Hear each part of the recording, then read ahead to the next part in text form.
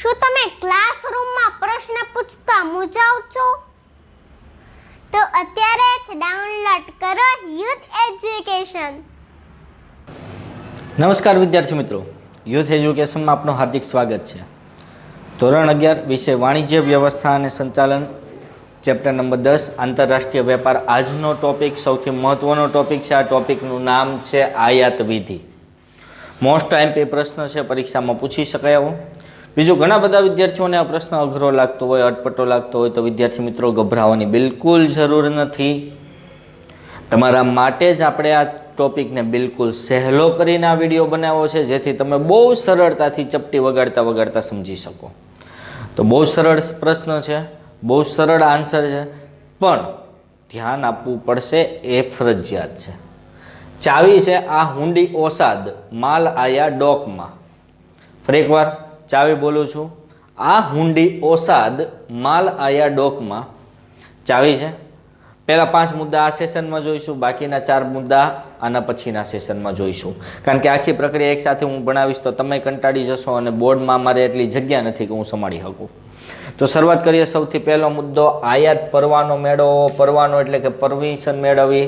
એક વસ્તુ યાદ રાખજો, આયાત કોને કહેવાય ને નિકાસ કોને કહેવાય હું અગાઉ કહી ગયો છું, છતાંય પાછું રિપીટ કરું છું. જ્યારે વિદેશમાંથી માલ તમે ખરીદો આપણા દેશમાં, એને આયાત કહેવાય.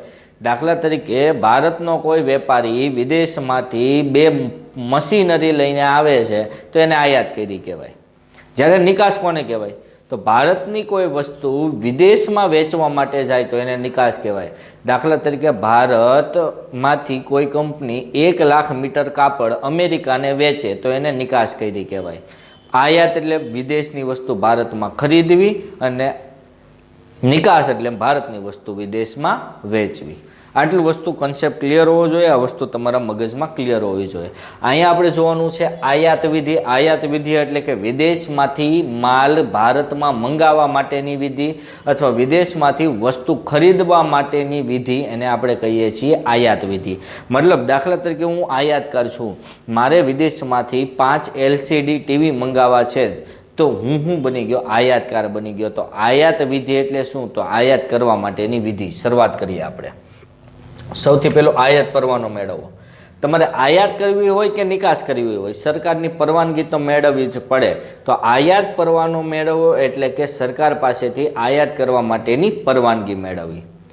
જો સરકારે બહાર પાડેલ આવશ્યક ચીજ વસ્તુ કે સેવાની યાદીમાંથી તમે કોઈ વસ્તુ મંગાવો છો તો તમારે માત્ર ને માત્ર ઓપન જનરલ લાયસન્સ એટલે કે OGL મેળવવાનું છે, જે બિલકુલ સરળ છે. હવે આપને પ્રશ્ન થાય, આવશ્યક ચીજ વસ્તુ કે સેવાની યાદી એટલે શું? દાખલા તરીકે સરકારે બૂટ, ચપ્પલ, કોફી, ચા, બરાબર છે, અને દવા, આ 4 વસ્તુને આવશ્યક ચીજ વસ્તુ કે સેવાની યાદીમાં મૂકે છે. યાદ રાખજો, કઈ 4 વસ્તુ? બૂટ, ચપ્પલ, કોફી, ચા અને દવા. આ 4 વસ્તુ એવી છે કે જેને સરકારે જો આવશ્યક ચીજ વસ્તુ કે સેવાની યાદીમાં મૂકી છે તો આ 4માંથી કોઈ પણ એક વસ્તુની તમે આયાત કરવા માંગતા હોય ત્યારે આયાત વિધિ બિલકુલ સિમ્પલ થઈ જાય. તમારે માત્ર ઓપન જનરલ લાયસન્સ મેળવી લેવાનું અને ઓપન જનરલ લાયસન્સ મેળવવું બિલકુલ શું બની જાય? સરળ બની જાય. બરાબર. પણ ક્યારે? જ્યારે તમે આવશ્યક ચીજ વસ્તુ કે સેવાની યાદીમાંથી કોઈ વસ્તુની આયાત કરવા માંગતા હો તો તમારે ઓપન જનરલ લાયસન્સ મેળવવાનું છે. બીજું, એ સિવાયની એટલે કે આ આવશ્યક ચીજ વસ્તુ કે સેવાની યાદીમાં જે વસ્તુનો સમાવેશ કર્યો છે એ સિવાયની વસ્તુની જો તમે આયાત કરવા માંગતા હોય, દાખલા તરીકે હું મોબાઈલ ફોનની આયાત કરવા માંગુ છું, જો આ આવશ્યક ચીજ વસ્તુ કે સેવાની યાદીમાં કે મોબાઈલ ફોન છે નથી. દાખલા તરીકે હું મોબાઈલ ફોનની આયાત કરવા માંગુ છું એટલે કે આવશ્યક ચીજ વસ્તુ કે સેવાની યાદી સિવાયની કોઈ પણ વસ્તુની આયાત કરવા માંગુ છું તો મારે સૌથી પહેલાં વેપાર નિયામકને અરજી કરવી પડશે. વેપાર નિયામક એક પ્રકારનો સરકારી અધિકારી છે, એને મારે અરજી કરવી પડશે. એના માટે તો કે આયાત પરવાનગી મેળવવા માટે અરજી કરવી પડશે. આ અરજીમાં શું શું લખવાનું? તો કે આયાતકારનું નામ, એનું સરનામું, બીજું કઈ વસ્તુની આયાત કરવા માંગે છે, કયા માલની આયાત કરવા માંગે છે એની સંપૂર્ણ વિગત, આયાતકારની આર્થિક સ્થિતિ એટલે કે આયાતકારની આર્થિક સ્થિતિ કેવી છે, સારી છે, ખરાબ છે, નબળી છે, સદ્ધર છે, આર્થિક સ્થિતિ વિશે જણાવવું પડે. અને બીજું, કયા દેશમાંથી માલ આયાત કરવા માંગે છે. આ 6 વસ્તુ વિશેની માહિતી આપવી પડતી હોય છે. કઈ કઈ? તો આયાતકારનું નામ, આયાતકારનું સરનામું, આયાતકારની આર્થિક સ્થિતિ, કયા દેશમાંથી માલની આયાત કરવા માંગે છે એ, અને માલની સંપૂર્ણ વિગત. આ 5 વસ્તુ એમાં લખવી પડે, અરજીમાં લખવી પડે. બરાબર છે. હવે આ અરજી વેપાર નિયામક જોશે, અને વેપાર નિયામકને એમ થાય, વેપાર નિયામક એટલે એક પ્રકારનો અધિકારી જ છે, મેં તમને કીધું એમ.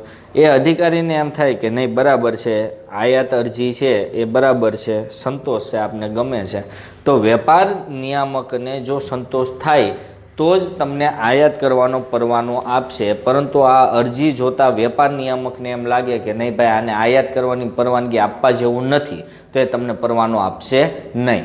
તો આમ અરજી જોતા વેપાર નિયામકને સંતોષ થાય તો એ તમને પરવાનો આપશે. અને જ્યારે દેશમાં ક્વોટા પદ્ધતિ અમલમાં હોય ત્યારે ક્વોટાનું પ્રમાણપત્ર પણ મેળવવું પડે. આપને પ્રશ્ન થાય ક્વોટા પ્રમાણપત્ર પદ્ધતિ એટલે શું?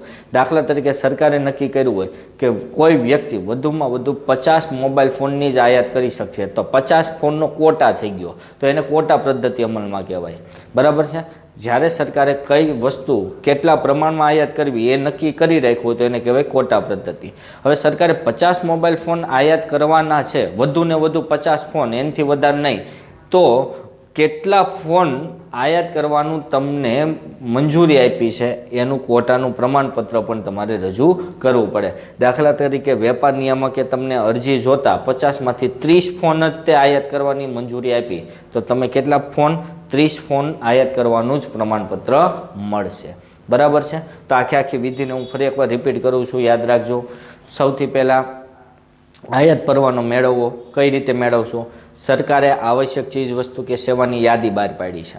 આ યાદીમાંથી તમારે કોઈ વસ્તુ મેળવવી હોય તો સિમ્પલ છે. આ યાદીમાંથી કોઈ વસ્તુ આયાત કરવી હોય તો સિમ્પલ છે. ઓપન જનરલ લાયસન્સ મેળવવાનું, સામાન્ય પરવાનો મેળવવાનો, અને તમારે આયાત કરી લેવાની.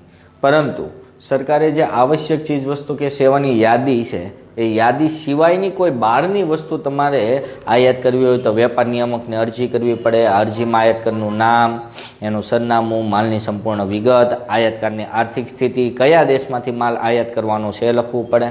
આ બધી અરજી, આ વેપાર નિયામકને જે અરજી કરવામાં આવે, અરજી વેપાર નિયામક જોવે, એને સંતોષ થાય તો એ તમને આયાત પરવાનો આપે, આયાત કરવાની મંજૂરી આપે. સાથે સાથે જો ક્વોટા પદ્ધતિ અમલમાં હોય તો કેટલા જથ્થો આયાત કરવો એ પણ એમાં લખેલું આવશે કે ભાઈ તમે 30 ફોનની આયાત કરી શકશો, 40 ફોનની આયાત કરી શકશો. એ પણ તમારે ક્વોટાનું પ્રમાણપત્ર મેળવવાનું રહેશે. પણ ક્યારે ક્વોટા પ્રમાણપત્ર ક્યારે મેળવવું પડશે? જ્યારે ક્વોટા પદ્ધતિ અમલમાં હોય ત્યારે. બીજું, હુંડિયામણની વ્યવસ્થા કરવી. હવે તમે જાણો છો કે તમે જે વસ્તુની આયાત કરો છો ને એની ચૂકવણી વિદેશી હુંડિયામણમાં થાય. દાખલા તરીકે હું અમેરિકામાંથી 30 સ્માર્ટફોન એપલના લાવું છું, તો એ એપલના સ્માર્ટફોનની ચૂકવણી મારે અમેરિકન ડોલરમાં જ કરવી પડશે. તો હું તો ભારતમાં રહું છું, હું ભારતનો આયાતકાર છું, મારી પાસે તો રૂપિયા હશે, તો મારે શું કરવું પડશે? મારી પાસે જે રૂપિયા છે એનું ડોલરમાં રૂપાંતર કરવું પડશે, ડોલરમાં કન્વર્ટ કરવા પડશે. એટલે કે હુંડિયામણની શું કરવી પડશે? વ્યવસ્થા કરવી પડશે. કારણ કે આયાત કરું છું હું, 30 ફોન મંગાવું છું વિદેશમાંથી, તો એની ચૂકવણી મારે અમેરિકન ડોલરમાં એટલે કે હુંડિયામણમાં કરવી પડશે. અને હુંડિયામણ ઉપર કોના નિયંત્રણો છે? આરબીઆઈના નિયંત્રણો છે. તો હુંડિયામણ મેળવવા માટે આરબીઆઈને અરજી કરતાં પહેલાં યાદ રાખજો, મારે વિદેશી હુંડિયામણ એટલે કે અમેરિકન ડોલર મેળવવા છે, તો અમેરિકન ડોલર મેળવવા માટે આરબીઆઈને અરજી કરતાં પહેલાં આરબીઆઈએ જે બેન્કોને હુંડિયામણનો વેપાર કરવાની પરવાનગી આપી હોય ને એ બેન્કોને અરજી કરવી પડે. દાખલા તરીકે આરબીઆઈએ એસબીઆઈ અને બેંક ઓફ બરોડાને હુંડિયામણનો વેપાર કરવાની પરવાનગી આપી છે, તો મારે શું કરવું પડે? કાં તો એસબીઆઈ કાં તો બેંક ઓફ બરોડાને હુંડિયામણ મેળવવા માટે શું કરવી પડે? અરજી કરવી પડે. અને હુંડિયામણ મેળવવાની અરજી કરવું ને ત્યારે સાથે સાથે મારે આયાત પરવાનું પણ જોડવો પડે. એટલે આ બેન્કો શું કરશે? આયાત પરવાનું જોશે અને તમારી અરજી જોશે, અને આયાત પરવાના અને અરજીના આધારે તમને અરજી પત્રક ઉપર શેરો કરી આપશે, એટલે કે સિક્કો મારી આપશે. હું બેંક ઓફ બરોડામાં હુંડિયામણ મેળવવાની અરજી કરું કે ભાઈ હું યજ્ઞેશભાઈ ડોબરિયા XYZ 35 ફોન મંગાવવા માટે રૂપિયા 1 લાખ અમેરિકન ડોલરનું હુંડિયામણ મેળવવા માંગુ છું, તો બેંકો શું કરશે, 1 લાખ અમેરિકન ડોલરનું હુંડિયામણ મેળવવાની તમે જે અરજી કરી એ અરજી અને તમે જે આયાત પરવાનો મેળવો એ આયાત પરવાનો બેયને જોશે.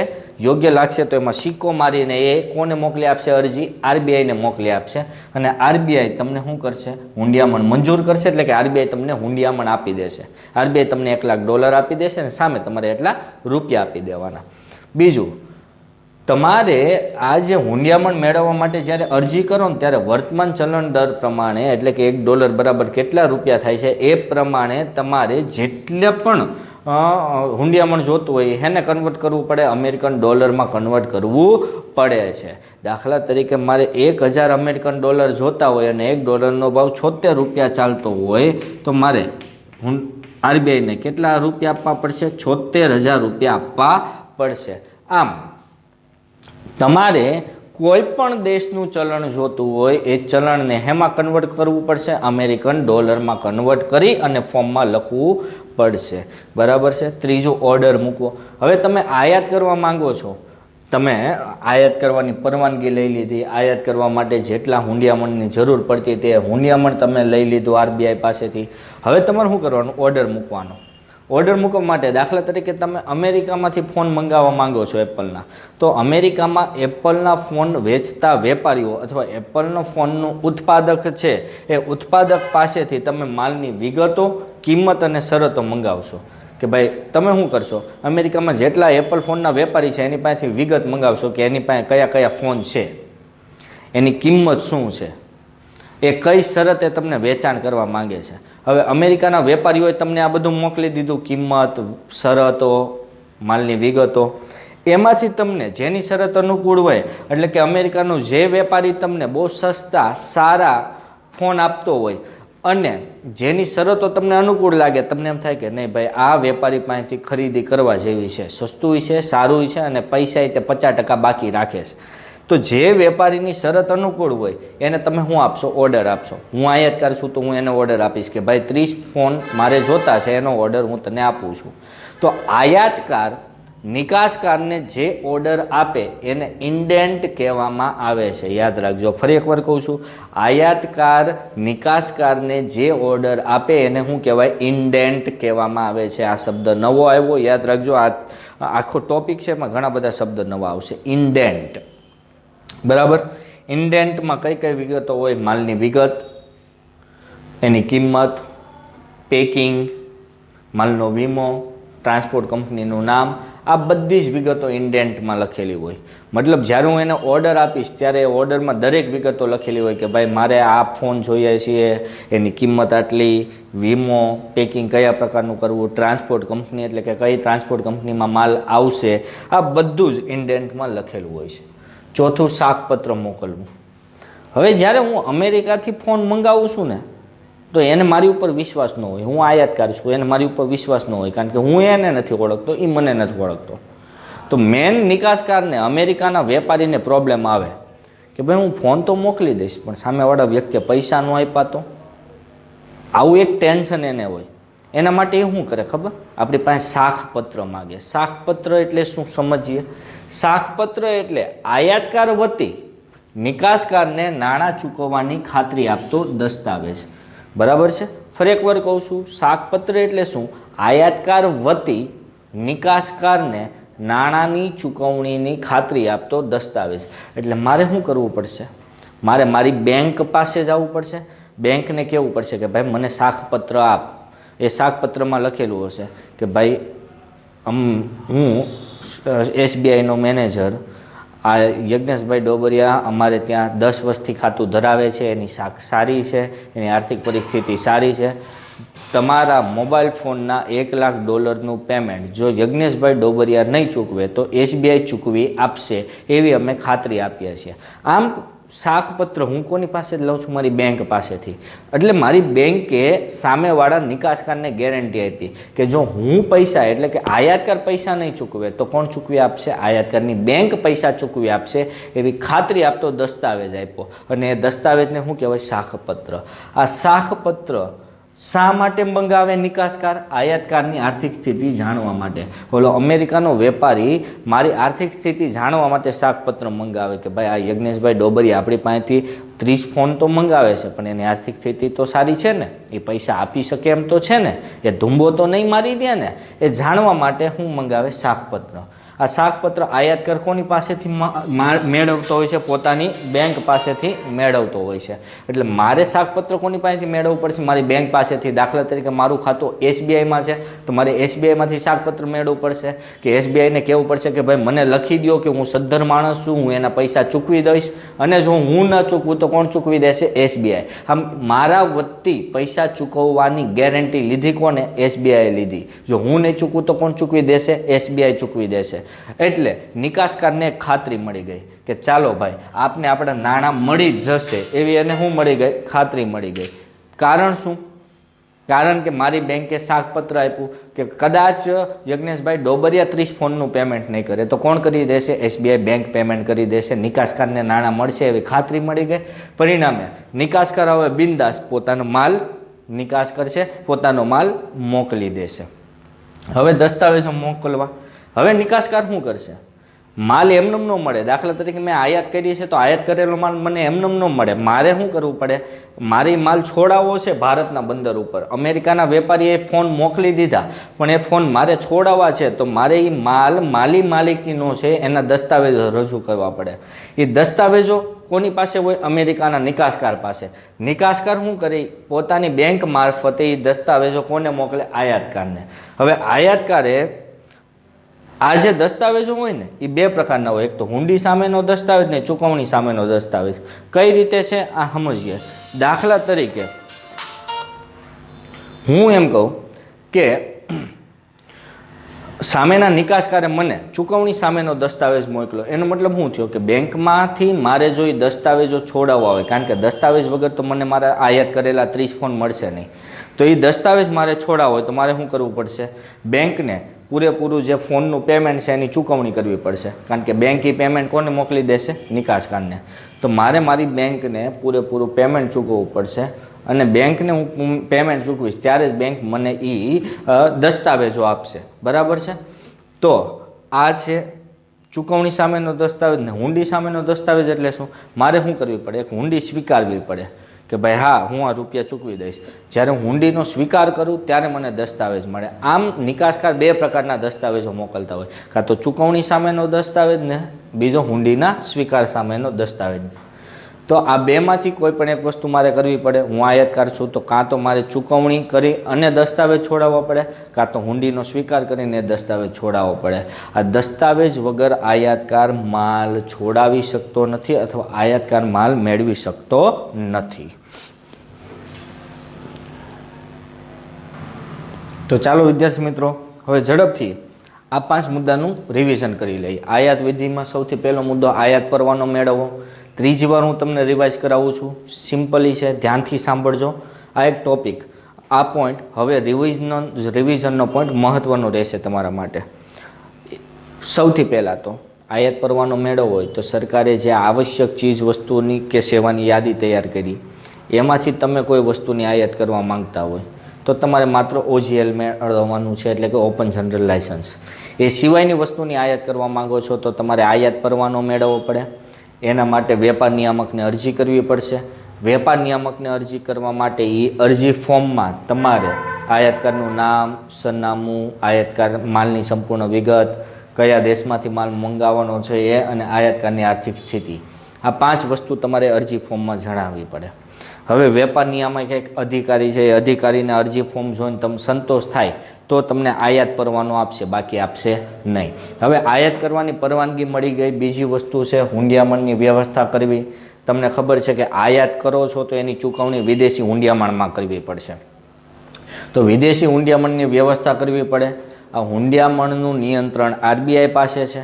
તમારે RBIને અરજી કરતાં પહેલાં RBIએ જે બેંકોને હુંડિયામણનો વેપાર કરવાની મંજૂરી આપી છે એ બેંકોને અરજી કરવી પડે. આ બેંકોને અરજી કરો. બેંક આયાત પરવાનાને આધારે જોવે કે નહીં અરજી બરાબર છે તો તમને અરજીપત્રક ઉપર શેરો એટલે સિક્કો મારી દે, અને પછી એ અરજીપત્ર કોને મોકલી આપે? આરબીઆઈને. હવે આરબીઆઈ તમને હુંડિયામણ આપી દેશે. હવે તમારી પાસે હુંડિયામણ આવી ગયું. હુંડિયામણ આવી ગયા બાદ ઓર્ડર મૂકવો. ત્રીજો મુદ્દો, તમે શું કરશો? નિકાસકાર દેશના જે પણ કંઈ વેપારીઓ છે એની પાસેથી તમે જે વસ્તુની આયાત કરવા માંગો છો એ વસ્તુની કિંમત કોટેશન, આપણે આપણી ભાષામાં કહીએ તો કોટેશન મંગાવશો. દાખલા તરીકે તમે ફોનની આયાત કરવા માંગો છો તો 10-15 વેપારી પાસેથી કોટેશન મંગાવશો. અને કોટેશન મંગાવ્યા પછી જેનું કોટેશન સસ્તું હોય અથવા જેનું કિંમત ઓછી હોય અને વસ્તુ સારી હોય એની પાસેથી તમે ખરીદી કરશો, એને માલનો ઓર્ડર આપશો. તો આયાતકાર નિકાસકારને જે ઓર્ડર આપે એને ઇન્ડેન્ટ કહેવાય. ઇન્ડેન્ટમાં કઈ કઈ વસ્તુ હતી એ પણ આપણે જોઈ ગયા. માલની વિગત, કિંમત, પેકિંગ, વીમો, ટ્રાન્સપોર્ટ કંપનીનું નામ. ઇન્ડેન્ટ પછી શાકપત્ર. શાકપત્ર એટલે શું? શાકપત્ર એટલે કે આયાતકાર વતી નિકાસકારને નાણાંની ચૂકવણીની ખાતરી આપતો દસ્તાવેજ. આ દસ્તાવેજ કોણ આપશે? આયાતકારની બેંક આપશે. એટલે કે આયાતકારે શાકપત્ર મેળવવા માટે પોતાની બેંકમાં જવાનું, બેંક પાસેથી શાકપત્ર મેળવવાનું. આ શાકપત્ર કોને મોકલવાનું? નિકાસકારને મોકલવાનું. જ્યારે નિકાસકારને શાકપત્ર મળે એટલે એને ખાતરી થઈ જાય કે હવે આપના નાણાં આપને મળી જશે. નિકાસકારને જ્યારે શાકપત્ર મળી ગયું, એને ખાતરી થઈ ગઈ, પછી જ એ માલ મોકલશે. નિકાસકાર માલ મોકલે એ પહેલાં એ પોતાની બેંક સાથે દસ્તાવેજો આયાતકારને મોકલી દે. આ દસ્તાવેજો આયાતકારે છોડાવવા હોય તો એને 2 ઓપ્શન છે, કાં તો હુંડી સામે દસ્તાવેજ મળે કાં તો ચૂકવણી સામે દસ્તાવેજ. એટલે કે દાખલા તરીકે જો હું આયાતકાર છું, મેં મારા મંગવેલા ફોન છોડાવવા છે તો મારે શું કરવું પડે? કાં તો નાણાંની ચૂકવણી કરો ત્યારે મને એ ફોનના દસ્તાવેજો આપશે, અથવા હું એ હુંડી સ્વીકાર કરું ત્યારે મને ફોનના દસ્તાવેજો મળશે. આ દસ્તાવેજો વગર હું આયાતકાર માલ છોડાવી શકું એમ નથી. તો નિકાસકારને ફાઇનલી કાં તો નાણાં મળી જશે કાં તો મારી સ્વીકારેલી હુંડી મળી જશે. બરાબર? ત્યારે જ એ દસ્તાવેજ મને મળશે, એ સિવાય દસ્તાવેજ મળશે નહીં. આ 5 મુદ્દા અત્યારે જોયા. નેક્સ્ટ મુદ્દાઓ આપણે આવતા સેશનમાં જોઈશું. આશા રાખું છું વિડીયો ગમ્યો હશે, અને જો ગમ્યો હોય તો લાઇક અને શેર કરવાનું ભૂલશો નહીં. આભાર. જય હિન્દ.